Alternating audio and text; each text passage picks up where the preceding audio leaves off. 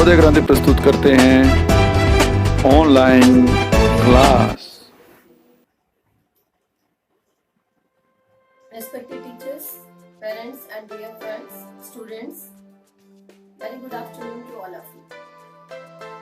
आप सभी को मैं सुनीता नवोदय क्रांति के ऑनलाइन लेक्चर्स में अपना नमस्कार करती हूँ और आपका स्वागत करती हूँ। तो आज हम प्रस्तुत है आपके सामने लेकर 12th क्लास का टॉपिक प्राथमिक क्रियाएं।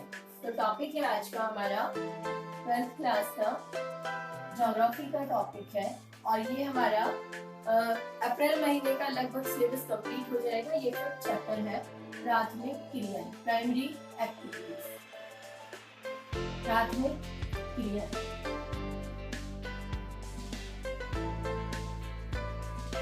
प्राथमिक क्रियाएं तो आज का हमारा मेन टॉपिक है। काफी बड़ा टॉपिक है लेकिन इसमें से हम कुछ पार्ट करेंगे। अब उससे पहले हम चैप्टर को स्टार्ट करते हैं। उससे पहले हम ये जानना चाहेंगे और आपसे भी पूछना चाहेंगे कि क्रियाएं क्या होती हैं, आर्थिक क्रियाएं क्या होती हैं, जिसको अपनी आजीविका को करने के लिए जो हम अपनी आजीविका चलाने के लिए जो हम करते हैं उन सभी को हम आर्थिक क्रियाएं कहते हैं। ठीक है, अब इन्हीं में से 3-4 क्रियाएं आती हैं। हम अनेक प्रकार की क्रियाएं करते हैं लेकिन आज हमारा जो मेन टॉपिक है वो है प्राथमिक क्रियाएं। तो प्राथमिक क्रियाएं, प्राइमरी एक्टिविटीज कौन कौन सी हैं? सबसे पहले हमने इसमें क्या करना है टॉपिक में आज हम कवर करेंगे क्रियाएं। प्राथमिक क्रियाएं क्या है मैं ये लिख देती हूँ यहाँ पर, आप साथ साथ नोट डाउन करते रहेंगे तो समझ आता रहेगा। प्राथमिक क्रिया तो हमारा जो टॉपिक है सबसे पहला वही है कि प्राथमिक क्रियाएं क्या है। उसके बाद कौन कौन सी क्रियाएं इसमें आती हैं, जैसे प्राथमिक क्रियाओं में कौन कौन सी आती हैं, वो आपकी आती है आखेट, इसके बारे में हम पढ़ेंगे। फिर है संग्रहण, इसके बारे में मत्स्य, फिर हमारा आता है फलन, पशुपालन या पशुचारण और नेक्स्ट है हमारा कृषि। और एक और भी रह गया, वो क्या है हम उसको यहाँ लिख सकते हैं, वनों से विभिन्न प्रकार के उत्पाद एकत्रित करना। वनों से उत्पाद या वनों पर आधारित क्रिया। ठीक है, तो आज जो हमने करना है वो हम पाठ करेंगे प्राथमिक क्रियाएं क्या है, क्या होती हैं, आखेट, संग्रहण, मत्स्य, खनन और पशुपालन। यहाँ तक का पार्ट आज हम कवर करेंगे। तो लेट्स स्टार्ट द चैप्टर कि ये क्या है। तो पहला क्वेश्चन प्यारे बच्चों हमारा आता है प्राथमिक क्रियाएं क्या है। इससे मैंने अभी क्रियाएं बताया। क्रियाएं क्या होती है? क्रियाएं जो हम अपनी आजीविका चलाने के लिए जो कार्य करते हैं उनको हम क्रियाएं कहते हैं। उनमें से प्राथमिक क्रियाएं क्या है? प्राथमिक क्रियाएं, प्राथमिक पहली बार नाम से क्लियर हो रहा है ना, वो क्रियाएं जो प्रकृति प्रदत्त उपहारों का पहले रूप में ही एज इट इज जो का त्यों रूप में प्रयोग करते हैं उनको हम कहते हैं प्राथमिक क्रिया। एक बार फिर बता रही हूँ, आप नोट डाउन कर लेना। प्राथमिक क्रियाएं जब हम प्रकृति प्रदत्त उपहारों का या प्राकृतिक संसाधनों का सीधे रूप में उपयोग करते हैं तो उसको हम प्राथमिक क्रियाएं कहते हैं। Is it clear? Voice clear होगी, विजिबिलिटी भी होगी। तो अगर ना हो तो आप मुझे कमेंट बॉक्स में लिख देना, मैं अप एंड डाउन कर दूंगी, आपके अकॉर्डिंग पेज के अकॉर्डिंग चलेंगे हम। ठीक है, तो प्राथमिक क्रियाएं क्लियर हुआ। अब पहला हमारा आता है आखेट। आखेट क्या होता है?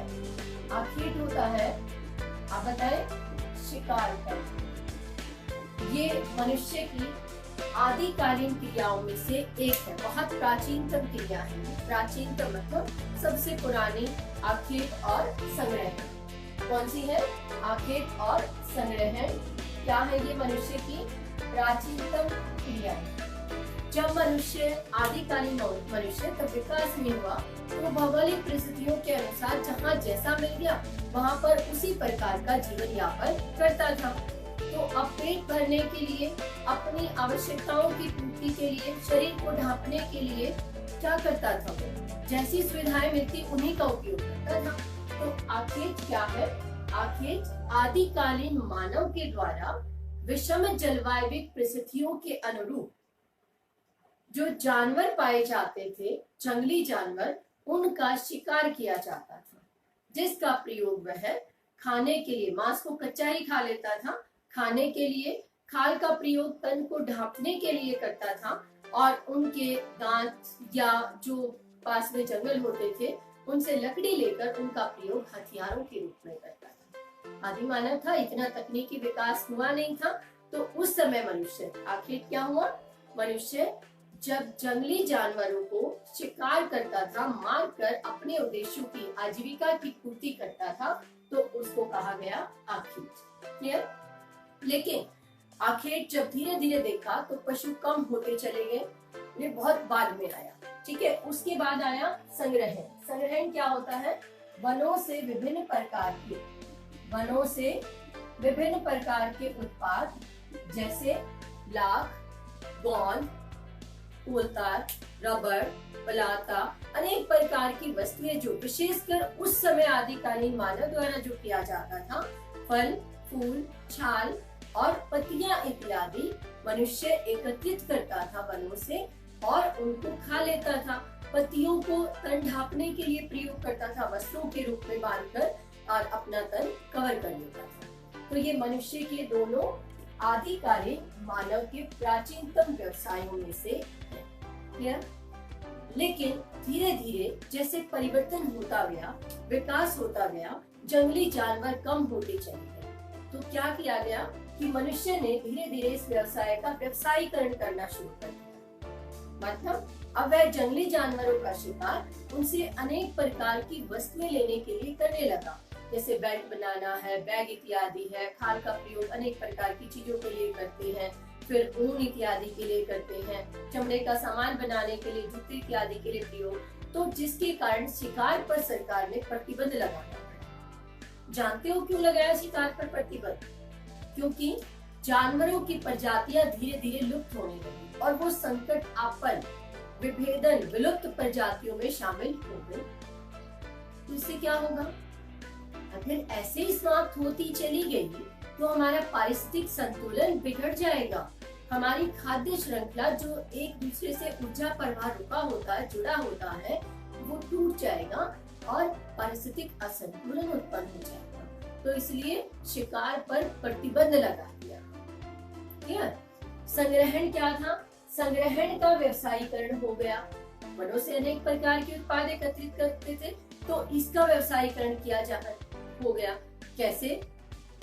जहाँ पर आजकल जो हम वनों से वस्तुएं केवल खाने पीने के लिए, केवल फल फूल के लिए ही एकत्रित वस्तुएं नहीं करते वहां से, बल्कि वनों से अनेक प्रकार की वस्तुएं। कौन कौन सी? जैसे पत्तियों का प्रयोग हम सुगंधित पदार्थ, जड़ी बूटियां बनाने के लिए, जड़ों का प्रयोग जड़ी बूटियां बनाने के लिए करने लगे, औषधियां इत्यादि बनाने के लिए करने लगे। तो वहीं पर छाल का प्रयोग गोंद, रबर, इन चीजों को निकालने के लिए करने लगे। ठीक है? और तने का प्रयोग भी अनेक प्रकार की, मतलब पेड़ों के अलग अलग भागों का प्रयोग अलग अलग उद्देश्यों से करने लगे। तो संग्रहण का आधुनिक रूप उसका व्यवसायीकरण हो गया। जैसे आपको पता है चिंगम खाते हो ना, कहाँ से प्राप्त होती बताओ? जो चिंगम जब हम खाते हैं च्युइंगम, तो उसके बाद जो रस्सा सा और वो रबड़ सी बच जाती है, क्या कहते हैं उसको, बता सकते हो? हाँ, जो च्युइंगम के बाद बचती है उसको चिकल कहते हैं। क्या कहते हैं? चिकल। और किससे प्राप्त होती है? जपोटा का पेड़ है उससे प्राप्त होती है। वैसे ही कुनेन जो हम मलेरिया में और मुख्य महत्वपूर्ण दवाई है, वो सिंकोना का पेड़ है उससे प्राप्त होती है। तो इस प्रकार पेड़ों से अब वस्तुएं केवल पेट भरने के लिए नहीं, आजीविका के लिए नहीं, बल्कि आधुनिक युग में व्यापारीकरण इसका हो गया और व्यापार के लिए यानी व्यवसायिक उद्देश्यों से इसका प्रयोग किया जाता है। लेकिन धीरे धीरे ये व्यवसाय लुप्त होता चला गया और आज कुछ ही क्षेत्रों में जहाँ बहुत अधिक वन है, उन भागों में ये व्यवसाय पाया जाता है। तो वो क्षेत्र दिखा देती हूँ मैं किन किन भागों में है। आज हमें मैप की बीच बीच में जरूरत पड़ेगी ताकि आपको समझ आए। ये मैप देख रहे हैं आप, क्लियर होगा शायद उधर से। Okay right. तो इसमें किन किन मुख्य रूप से दो ही अक्षेत्र हैं संग्रहण के, वो कौन कौन से हैं?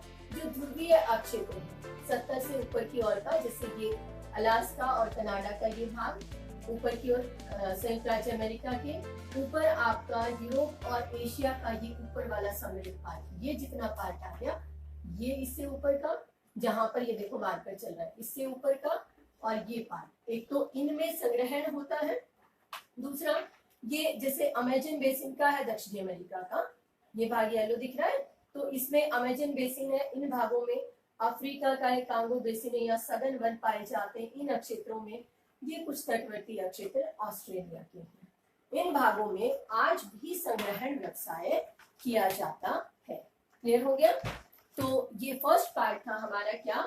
आखेट और संग्रहण। क्लियर हुआ? अब हम आगे की ओर बढ़ते हैं। अगला पार्ट हमारा क्या है? मत्स्यन। मत्स्यन मतलब, मत्स्यन से अभिप्राय क्या है? मछली पकड़ना।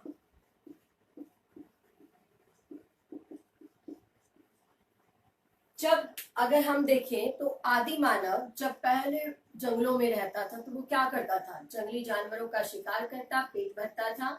फिर उसके बाद क्या करने लगा? फल फूल एकत्रित किए, तन ढांपने के लिए पेड़ों की छाल इत्यादि।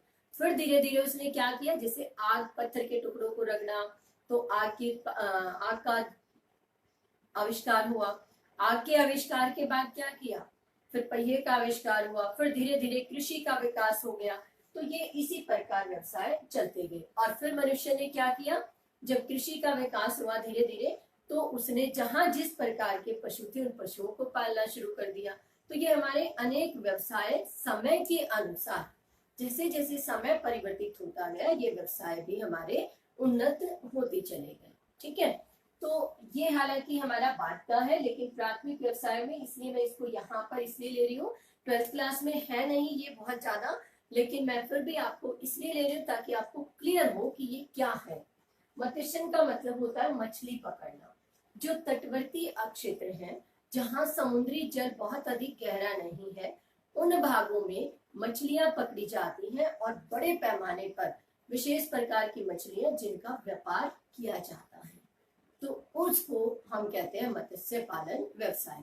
अगर हम व्यावसायिक रूप में देखते हैं तो 4 भाग मुख्य आते हैं। प्रशांत महासागर का पश्चिमी तटीय क्षेत्र, अभी मैं कराऊंगी जब फिर इकट्ठा ही करेंगे हम। प्रशांत महासागर का पूर्वी और पश्चिमी तटीय, जो सबसे व्यापक क्षेत्र है वो अंध महासागर के पश्चिमी और पूर्वी तटीय क्षेत्र। इन भागों में मछलियां व्यापारिक स्तर पर पाली जाती है। ठीक है, तो नेक्स्ट जो मेन टॉपिक है हमारा, जो हमारे सिलेबस में, हमारी बुक में है, वो है बच्चों पशुपालन या पशुचारण। क्या है वो? पशुपालन या पशुचारण। ठीक है, पशुपालन क्या होता है? पशुओं को पालना, है ना। जब मनुष्य आखेट और शिकार के बाद, जब उसने आग का आविष्कार किया, कृषि का आविष्कार किया, तो पहिए का आविष्कार हो गया। अब वो एक स्थान से दूसरे स्थान पर जाने लगा। पहले पैदल जाने लगा, लेकिन फिर धीरे धीरे जब बहुत दूरियां तय करनी पड़ी, तो उसने क्या किया? धीरे धीरे जो पशु थे उनको पालतू बनाना शुरू कर दिया और उनसे दूध, पनीर तो बहुत बाद में आया, दूध, घी इत्यादि उनसे लेकर अपना कार्य करना शुरू कर दिया। और हाँ, इतना ही नहीं, बल्कि उन पशुओं को वो खेती में बोझा ढोने के लिए एक स्थान से दूसरे स्थान पर घोड़ा गाड़ी इत्यादि के रूप में प्रयोग करने लगे। ठीक है, तो किस चीज का विकास हुआ? पशुपालन का। ठीक है, तो अब हम करते हैं पशुपालन या पशुचारण क्या है। ठीक है, पशुचारण बड़े पैमाने पर पशुओं को पालना, पालतू पशुओं को अनेक प्रकार के उत्पाद प्राप्त करने के लिए पालना पशुपालन कहलाता है। क्लियर हुआ? पशुपालन मुख्य रूप से 2 प्रकार का है। कितने प्रकार का? 2 प्रकार का। एक होता है चलवासी पशुचारण, नोट कर लेना साथ साथ, और दूसरा है व्यापारिक या वाणिज्यिक। वाणिज्य मतलब व्यापारिक होता है ना, व्यापारिक पशुचारण। क्लियर? तो जैसे पहले पशुओं को पाला, तो पहल जब पालना शुरू किया तो मुख्य उद्देश्य क्या था? उनका जीवन निर्वाह था। पशुओं को पाला अपना जीवन निर्वाह करने के लिए, कृषि में कार्यों में सहयोग देने के लिए। तो उसको हमने कहा चलवासी पशुचारण। नाम से स्पष्ट है, चलवासी यानी जो चरवाहे। अब एक वर्ड आ गया यहाँ पर बेटा, चरवाहे। पशुपालक जो होते हैं उनको चरवाहे कहा जाता है। ये पहल जब पशुपालन शुरू हुआ, पशुचारण, तो ये एक स्थान से दूसरे स्थान पर अपने पशुओं को चराने के लिए चारे और पानी की तलाश में एक स्थान से दूसरे स्थान पर घूमते रहते थे। क्यों भला? भाई इन्हें पता तो था नहीं कि कैसे फसलें उगानी है और चारे की फसलें भी क्या होती हैं, कैसे उगानी है। तो क्या करते थे, जहाँ प्राकृतिक रूप से घास उगी होती थी वहां पानी मिल गया, वहां फिर जलवायु परिस्थितियां प्रतिकूल हो जाती थी तो दूसरे भागों की ओर चल पड़ते थे। तो ये चलवासी चरवाहे थे। चलवासी मतलब अस्थायी निवास होता था। चलवासी चरवाहे वो चरवाहे जो अपने पशुओं के साथ भोजन और चारे और पानी की तलाश में एक स्थान से दूसरे स्थान पर आते जाते रहते थे। क्लियर? इनका स्थायी आवास नहीं होता था। प्राकृतिक रूप से जो घास उगती थी उसी पर ये अपना जीवन निर्वाह करते थे। क्लियर हुआ? अब इसमें एक कॉन्सेप्ट और आती है हमारी, वो क्या आती है, ऋतु परवास। क्या आती है? ऋतु परवास। अभी हमने किया ना यहाँ पर ऋतु परवास की चलवासी चरवाहे क्यों परिवर्तन करते हैं, ये घूमते रहते हैं, तो कैसे घूमते हैं, है ना? तो उसको हम ऋतु परवास कहते हैं। मैं ये रब कर रही हूँ, यहाँ से फिर हम आगे चलेंगे। ठीक है? ऋतु परवास क्या होता है, यहाँ नोट डाउन कर रही हूँ, आप नोट डाउन करें साथ साथ। ऋतु परवास ऋतुओं के अनुसार जब चलवासी चरवाहे एक स्थान से दूसरे स्थान पर चारे और पानी की तलाश में प्रवास करते थे, स्थानांतरण करते हैं, तो उसको कहा जाता है ऋतु परवास। ठीक है? अब ये क्यों करते हैं?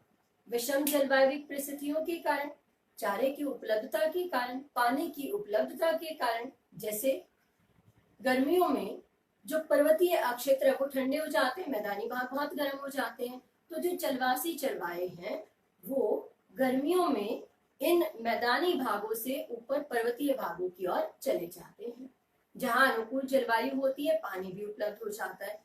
और सर्दियों में जब ऊपर की ओर अत्यधिक ठंड होती है तो ये चरवाहे मैदानी भागों की ओर आ जाते हैं। क्लियर? तो ऋतुओं के अनुसार प्रवास हो गया, किस पर? प्रतिकूल जलवायु परिस्थितियों में समायोजित होने के लिए ये स्थानांतरण करते रहते हैं, तो उसको हमने क्या कहा, ऋतु प्रवास। क्लियर? अब अलग अलग भागों में अलग अलग चरवासी चरवाहे अलग अलग पशु पालते हैं। जैसे जो मरुस्थलीय प्रदेश होते हैं उनमें जो चरवासी चरवाहे पशु पालते हैं, पानी की कमी होती है, तापमान भी ज्यादा होता है, चारा बहुत अधिक उपलब्ध नहीं होता, तो कैसे पशु पालते हैं? जैसे भेड़ है, बकरियां हैं, जो कम चारे और पानी पर रह सकते हैं, ऊंट है, ये पशु मरुस्थलीय प्रदेशों में। तो जो आपके आर्द्र और कटिबंधीय क्षेत्र, उष्ण कटिबंधीय भाग होते हैं उनमें आर्द्र और उनमें गाय, बैल, भैंस इत्यादि पाली जाती है। जो ध्रुवीय क्षेत्र ऊपर जहां बर्फ ही बर्फ रहती है उन प्रदेशों में क्या पाला जाता है? लामा, यॉक और अंटार्कटिका महाद्वीप का जो बिल्कुल ठंडा क्षेत्र है और जो ऊपर वाला अलास्का का क्षेत्र है, इनमें एस्किमोस और रेंडियर पाले जाते हैं। ठीक है? रेंडियर बिना पहिए की गाड़ी होती है, बर्फ जमी रहती है वहां पर, तो उसको खींचता है। उस गाड़ी को हम पता है क्या कहते हैं? स्लेज। क्या कहते हैं? लिख देती हूँ मैं यहाँ पर, स्लेज कहते हैं। ठीक है? तो ये चलवासी पशुचारण थे। ठीक है? अब ये चलवासी पशुचारण किन किन भागों में था?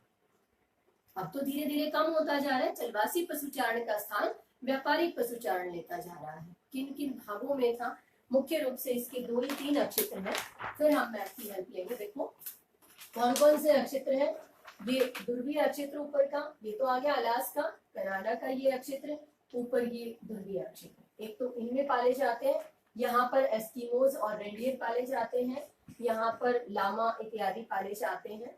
ठीक है? जो हिमालय के नक्षत्र हैं इनमें गद्दी, भोटिया इत्यादि चलवासी चरवाहे हैं, और यहाँ पर क्या पाला जाता है? लामा, पर्वतीय भागों में, ठीक है, यहाँ लामा पाला जाता है। तो एक अक्षेत्र तो ये हो गया।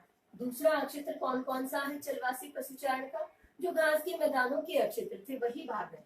तो उसमें यहाँ आपका अफ्रीका का जो ये उत्तरी अक्षेत्र है, ये यहाँ से लेकर, और ये अफ्रीका का ऊपर सारा मरुस्थल का क्षेत्र है ये भाग, फिर ये अरब का मरुस्थल है यहाँ से, और ये देखो अफ्रीका के उत्तरी पश्चिमी क्षेत्र से लेकर उत्तरी पूर्वी होता हुआ अरब प्रायद्वीप, ईरान, इराक, और फिर आंतरिक क्षेत्र में जहाँ वर्षा कम होती है और घास ही मुख्य प्राकृतिक वनस्पति होती है, उन भागों में ये चलवासी पशुचारण किया जाता है। क्लियर? इसके अलावा ऑस्ट्रेलिया के ये तटीय भाग है, न्यूजीलैंड में भी कुछ क्षेत्रों में ये पशुचारण किया जाता है। कौन सा? चलवासी। ध्यान रहे, अभी हम व्यापारी करेंगे, क्षेत्र बिल्कुल विपरीत होंगे, विशेषताएं भी विपरीत होंगी, है ना, क्योंकि एक की कमी पर दूसरे का विकास हो रहा है, राइट। तो दूसरा हमारा क्या, चल पहले हम मैप ही करेंगे, है ना। व्यापारिक पशुचालन या वाणिज्यिक पशुचालन क्या होता है? व्यापारिक या वाणिज्यिक पशुपालन क्या होता है? वाणिज्यिक नाम से स्पष्ट है कि इसका मुख्य उद्देश्य क्या होता है? व्यापार। क्या होता है? व्यापार। जब व्यापार के उद्देश्य से, वाणिज्यिक पर्पज से, व्यापारिक उद्देश्य से पशुओं को पाला जाता है तो उसको कहा जाता है व्यापारिक या वाणिज्यिक पशुचारण। क्लियर हो गया? उद्देश्य क्या है? व्यापार। इसमें एक स्थान से दूसरे स्थान पर घूमते नहीं है चरवाहे, बल्कि चरवाहे स्थायी जीवन व्यतीत करते हैं, एक ही स्थान पर रहते हैं। चारे की, घास इत्यादि की उचित व्यवस्था होती है। बड़े बड़े बाड़े बने हुए होते हैं और उन बाड़े को कांटेदार तार से, जैसे ये बड़े बड़े बाड़े हैं इस टाइप से, इनको अलग अलग पार्ट्स में ऐसे कांटेदार ये तार लगा दी और ऐसे बांट देते हैं। ऐसा क्यों करते हैं पता है? इससे इनके पशुओं को घास पूरा वर्ष चारा उपलब्ध होता रहता है। एक बाड़े को खोल देते हैं, इसमें चराई हो गई, तब तक इसकी घास तैयार हो गई, फिर इसको खोल दिया, ये दोनों तीनों जब खाली हो गए तो तब तक अगलों की हो गई। जब यहाँ तक ये बारी बारी से खोले जाएंगे तो ये भाग प्राकृतिक रूप से चारे के लिए तैयार हो जाएंगे। तो चारे की कोई कमी नहीं होती, इसलिए चरागाहों को, बाड़ों को कांटेदार तारों से अलग अलग भागों में बांटा जाता है ताकि पूरा साल इनको चारे की उपलब्धता सुनिश्चित हो सके। ठीक है। व्यापारिक उद्देश्यों से पशु संक्रमण प्रजाति, इनकी जातियों की ओर विशेष ध्यान दिया जाता है। प्रशिक्षकों की व्यवस्था होती है। तीव्र यातायात चलवासी पशुचारण था। ओके, तो यहाँ पर जो ये क्षेत्र है, ये भाग दिख रहा है आपको, ये भाग, इसको कहते हैं प्रेरीज घास भूमियां। इस क्षेत्र में प्रेरीज घास भूमियों में फिर आपका ये बीच का क्षेत्र है, ये नहीं, ये चलवासी का था ना, इधर वाला ये क्षेत्र है स्टैपिस घास भूमियां, इनमें। फिर ब्राजील में क्या था? चलवासी। अर्जेंटीना, ये नीचे दिख रहा है आपको, अफ्रीका, दक्षिणी अमेरिका में बड़ा देश अर्जेंटीना में ये जो पार्ट है ये कैंपोस घास भूमियां है। अफ्रीका के, दक्षिणी अफ्रीका में ये वेल्ड पठारी प्रदेश है, और ऑस्ट्रेलिया का ये महान मरुस्थल का क्षेत्र है। इन भागों में डाउन्स कहते हैं इनको, डाउन्स घास के मैदान, इन क्षेत्रों में यहाँ वेल्ड्स में, कैंपोस में, स्टैपिस और प्रेरीज, इन क्षेत्रों में क्या किया जाता है? व्यापारिक पशुपालन किया जाता है। क्लियर हुआ? तो एक बार हम इसको रिकैप करें, फिर आगे बढ़ते हैं। तो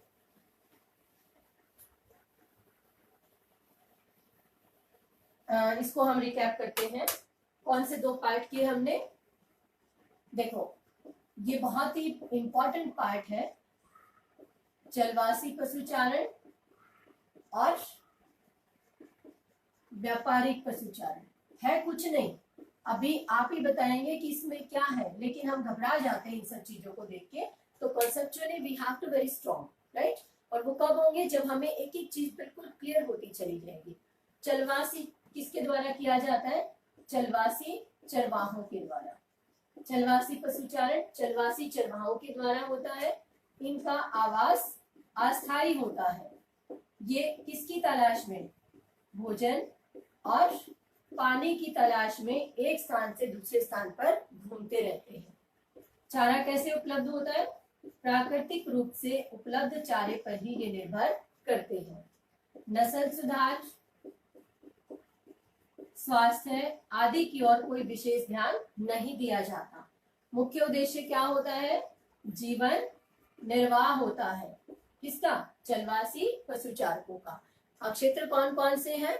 ध्रुवीय अक्षेत्र, फिर जिसमें कनाडा का, यूरेशिया के उत्तरी अक्षेत्र है, फिर उत्तरी अफ्रीका के अक्षेत्र से लेकर अरब प्रायद्वीप और मध्यवर्ती अक्षेत्र एशिया महाद्वीप के। ठीक है। उसके बाद आता है व्यापारिक पशुचारण। व्यापारिक पशुचारण में चरवाहों का जीवन क्या होता है? स्थायी। ये एक स्थान से दूसरे स्थान पर इधर उधर नहीं घूमते। ठीक है। भोजन, पानी, चारे की तलाश नहीं होती, बल्कि इनको ये कृत्रिम चारा और साल भर पशुओं को चारा उपलब्ध रहता है, इसलिए ये स्थायी आवास, स्थायी निवास होता है, घुमक्कड़ जीवन व्यतीत नहीं करते। ठीक है। प्राकृतिक रूप से घास पर निर्भर करते हैं। सिंचाई की व्यवस्था भी होती है, और घास किस रूप में होती है? बाड़ों में, जिनको बड़े बड़े बाड़ों को रेंचेस भी, जैसे कनाडा में है, इन बाड़ों को रेंच कहा जाता है ना। तो उनको हम कांटेदार तार से बांट देते हैं। इसमें पशुओं की नस्ल सुधार, क्योंकि उद्देश्य क्या होता है? व्यापार। उद्देश्य क्या होता है? व्यापार होता है। तो पशुओं की नस्ल सुधार, संक्रमण, प्रजाति, स्वास्थ्य आदि की ओर विशेष ध्यान दिया जाता है। इनके उत्पाद मुख्यतः क्या होते हैं चलवासी के? दूध, दही, घी आदि। जबकि इसके उत्पाद दूध, दही, घी के साथ अनेक प्रकार के उत्पाद, जैसे पनीर है, खोआ है, या चॉकलेट है, तैयार मिल्क है, पास्चराइज्ड मिल्क है, वो सभी प्रकार के उत्पाद, क्योंकि इसका उद्देश्य व्यापार होता है। Is it clear? तो आई थिंक ये आपको क्लियर हो गया होगा। इनके अक्षेत्र कौन से थे? ध्रुवीय अक्षेत्र और बीच में मरुस्थलीय भागों के अक्षेत्र। इनके अक्षेत्र कौन से हैं? प्रेरीज, स्टेपेज और वेल्ड, कैंपोस, डाउन्स, घास भूमियों में ये किया जाता है। ये आधुनिक विधियों का सहारा नहीं लिया जाता, जबकि इसमें आधुनिक विधियों के द्वारा पशुचारण किया जाता है। Is it clear? ये आपको समझ आ गया होगा यहाँ तक। तो अब हमने कौन कौन सा पार्ट किया है बताइए, एक बार फिर देखते हैं हम, है ना, फिर आगे बढ़ेंगे। सबसे पहले हमने क्या की? आर्थिक क्रिया क्या होती है। अब आर्थिक क्रिया में हमने पहला क्या किया? प्राथमिक क्रिया। उसके बाद क्या किया? प्राथमिक क्रियाओं में हमने आखेट, और फिर क्या किया हमने? संग्रहण। मनुष्य के प्राचीनतम व्यवसाय कौन से हैं? आखेट और संग्रहण। फिर हम किस पर आए? हमने मत्स्यन किया। फिर हमने उसके बाद क्या किया? पशुचारण। क्या किया हमने? पशुचारण। पशुचारण के हमने दो पार्ट किए थे ना, कौन कौन से? एक चरवासी और दूसरा व्यापारिक पशुचारण। उनके अक्षेत्र भी एक दूसरे से अलग अलग है ना, किन किन भागों में होता है, विशेषताएं भी अलग है। बिल्कुल क्लियर हो गया होगा। और अगला पार्ट है बच्चों खनन। ठीक है। तो खनन, खनन क्या होता है? वैसे तो देखो, इसके बाद हमारा क्या आना चाहिए कि जब पशुचारण, पशुपालन किया गया, तो फिर मनुष्य ने किस चीज का विकास हुआ? कृषि का हुआ। फिर आगे उद्योगों का विकास हुआ, तब खनन का विकास हुआ। लेकिन वो पार्ट बहुत बड़ा है, उसमें बहुत सारे पार्ट है, तो इसलिए जो छोटा पार्ट है पहले हम वो करेंगे। ठीक है। क्योंकि हमारा नेशनल करिकुलम फ्रेमवर्क भी कहता है कि हम इजी टू डिफिकल्ट की ओर जाते हैं, ताकि हमारे बच्चों को समझ आता रहे, है ना। एक दो ऊपर चले गए तो दिक्कत हो जाएगी। ठीक है ना। तो इसके बाद क्या आ गया? खनन। अब क्वेश्चन आता है बच्चों, खनन क्या है? खनिज नाम सुना है? जब हम आंतरिक भाग से जो पदार्थ खोद कर निकालते हैं उनको खनन कहते हैं, खनिज कहते हैं। खनन क्या होता है? खनिजों के उत्कर्षण को, मतलब खनिजों के उत्कर्षण की विधि, यानी खनिज निकालने की विधि और प्रक्रिया को हम क्या कहते हैं? खनन। सीधी सी भाषा में एज ए लेमैन हम कह सकते हैं भूगर्भ से खनिज निकालने की विधि को खनन कहा जाता है। ठीक है। अब जैसे हम देखें अनेक धातुएं थी, जैसे तांबा था, लोहा था, कांस्य धातु थी, उनका खनन ही किया जाता था, आंतरिक भाग से वो निकाले ही जाते थे, है ना। तो तभी से हमारी धातुओं का, खनिजों का विशेष महत्व है। तो अनेक प्रकार के खनिज भूगर्भ में ही पाए जाते हैं। तो कुछ खनिज तो बहुत ऊपर ऊपर होते हैं, कुछ बहुत गहराई में होते हैं। तो उसका हमें पता कैसे चले, तो उसके लिए क्या आता है, खनन की आवश्यक दशाएं। पहला पॉइंट क्या आ रहा है, खनन के लिए आवश्यक दशाएं। अब इन दशाओं को हम 2 पार्ट्स में बांट देते हैं। कौन कौन सी, एक भौगोलिक और दूसरी आर्थिक। भौगोलिक में क्या आती है कि वहां का धरातल संरचना कैसी है, चट्टानों की किस प्रकार की चट्टानें पाई जाती हैं, सर्वेक्षण की खनिज कितनी मात्रा में पाए जाते हैं, वो सब भौगोलिक दशाएं आवश्यक है जानने, किसके लिए, खनन के लिए। अन्यथा हम खोदे भी और ये भी पता चले कि सब क्षेत्र में तो सारी चट्टानें थी, हमें कोयले की या लोहे की आवश्यकता थी, जो विशेष रूप से आग्नेय चट्टानों में मिलता है। लोहा तो मिलेगा नहीं, कोयला तो फिर भी मिल सकता है, तो और वो भी हो सकता है थोड़ी मात्रा में हो, तो हमारे लिए विशेष महत्ता नहीं रही। तो भौगोलिक कारकों में वहां की भूगर्भिक संरचना को हमें देखना होता है। क्लियर। दूसरा आ गया आर्थिक कारक, ये बहुत इंपॉर्टेंट है। इसमें हमें सर्वेक्षण करना होता है कि किस क्षेत्र में कितनी मात्रा में खनिज है, उनकी गुणवत्ता कितनी है और कितनी गहराई पर है। ऐसा ना हो कि बहुत गहराई में हो, थोड़ी मात्रा में हो, संचित भंडार भी थोड़ा है और उपयोगी भी बहुत अधिक नहीं है, और हम निकालने में ही, खनन करने में ही बहुत पैसा लगा देते हैं, तो वो हमारे लिए आर्थिक दृष्टि से लाभकारी नहीं हुआ। तो इसलिए हम क्या करते हैं, पहले सर्वेक्षण करता है, हमें आर्थिक कारक देखने पड़ते हैं कि वो आर्थिक दृष्टि से लाभकारी हो, कितनी मात्रा है, उसकी क्वालिटी क्या है और कितनी गहराई पर पाया जाता है, कितना पैसा लगेगा, वो प्रबंधन योजना, वो सारा हमारा आता है आर्थिक कारकों में। तो जब ये दशाएं अगर आवश्यक है तो उन भागों में हम खनन करेंगे तो वो आर्थिक दृष्टि से लाभकारी होता है। ठीक है। अब वो कितनी गहराई पर खनिज है, अभी मैंने आपको बताया ना, तो इसके आधार पर कि खनिज कहाँ है, ऊपरी परतों में है या नीचे है, तो उसके आधार पर खनन 2 प्रकार का होता है। कितने प्रकार का, 2। एक आता है परतदार या धरातलीय खनन और दूसरा होता है भूमिगत भूमिगत खनन। इसको हम कूप की खनन भी कहते हैं। क्लियर हुआ। तो अब ये क्या है, देखो, जब खनिज ऊपरी परतों में, जैसे ये ऊपरी परत है, ये हटाई और निकट ही मिल गए हमें, तो ये ऊपरी परत हटाकर हम खनिज निकाल सकते हैं। पूरी परत की परत हटा दी क्योंकि बहुत ज्यादा लॉस नहीं होता, तो ऐसे खनन को हम कहते हैं परतदार या धरातलीय खनन। ठीक है। खनिज निकालने की विधि, यानी जब खनिज ऊपरी परतों में ही होते हैं तो परत को ही हटा दिया जाता है और आसानी से खनिज प्राप्त कर लिए जाते हैं। ऐसे खनन को कहते हैं परतदार या धरातलीय खनन। लेकिन जब खनिज, ये हमारी ऊपरी चट्टानें हैं और इन चट्टानों में ऊपर भी नहीं है और काफी अंदर यहाँ जाके खनिज है, तो हम क्या करते हैं, इसमें सुरंग बनाते हैं आंतरिक भाग तक जाने के लिए और इसके माध्यम से हम खनिज निकालते हैं। तो इस विधि को हम कहते हैं भूमिगत खनन या कूप की खनन, मतलब छेद करके, कूप मतलब कुएं की भांति, तब खनिज निकालते हैं। कब, जब खनिज अधिक गहराई पर होते हैं तो परतें नहीं हटाई जाती बल्कि उसमें छेद करके सुरंग बनाकर आंतरिक भाग से खनिज निकाले जाते हैं। क्लियर हुआ। तो 2 विधियां होंगी, एक परतदार खनन और दूसरा भूमिगत या कूप की खनन। क्लियर हुआ यहाँ तक, कारक पता चल गए आपको। अच्छा, अभी एक बड़ा इंपॉर्टेंट और इंजॉइंग सा क्वेश्चन है इसमें, वो क्या है कि खनन को लुटेरा उद्योग कहा जाता है। क्या कहते हैं, खनन को लुटेरा उद्योग कहते हैं। क्यों, जैसे लूट लिया किसी ने, भाई हमें जरूरत नहीं है।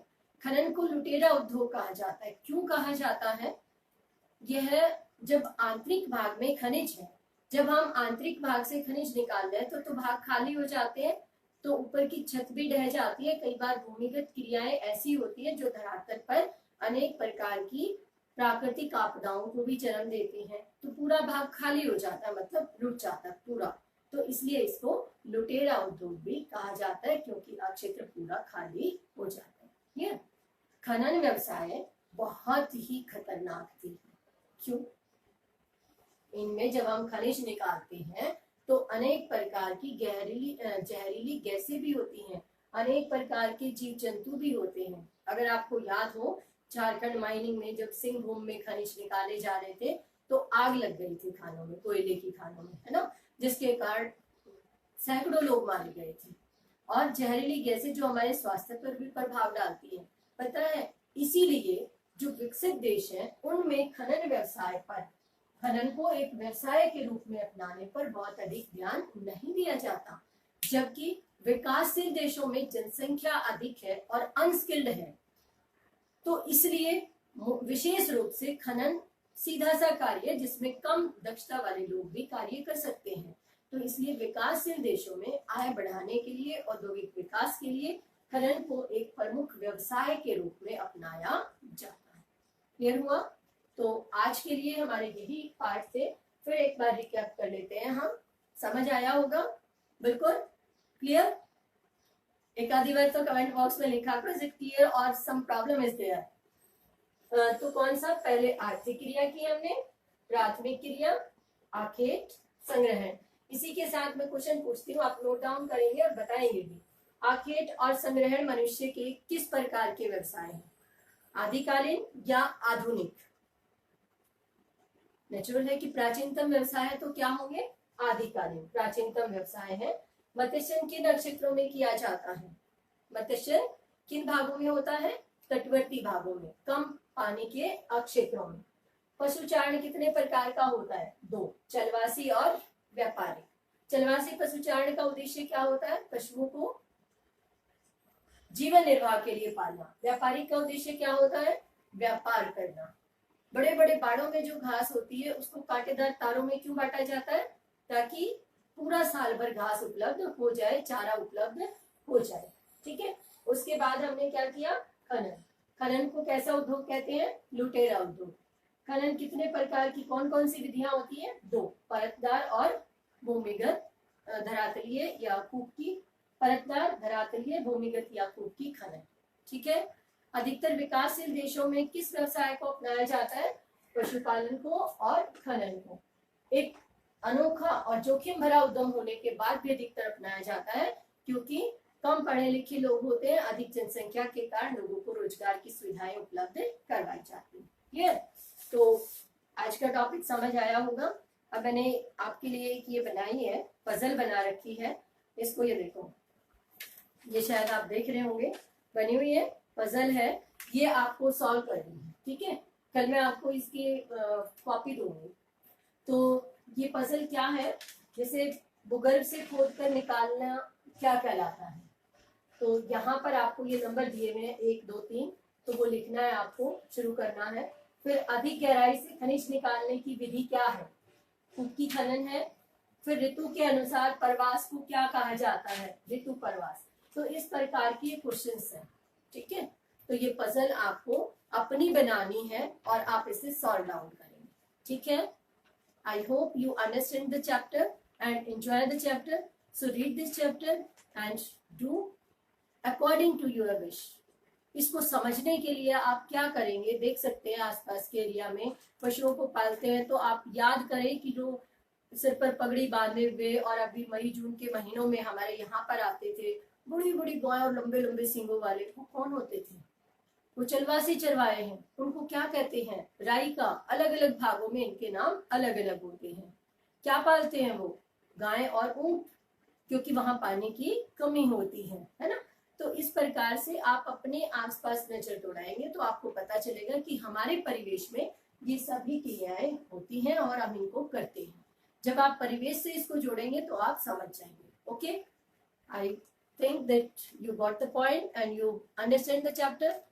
चलो, okay, bye, have a nice day. Okay.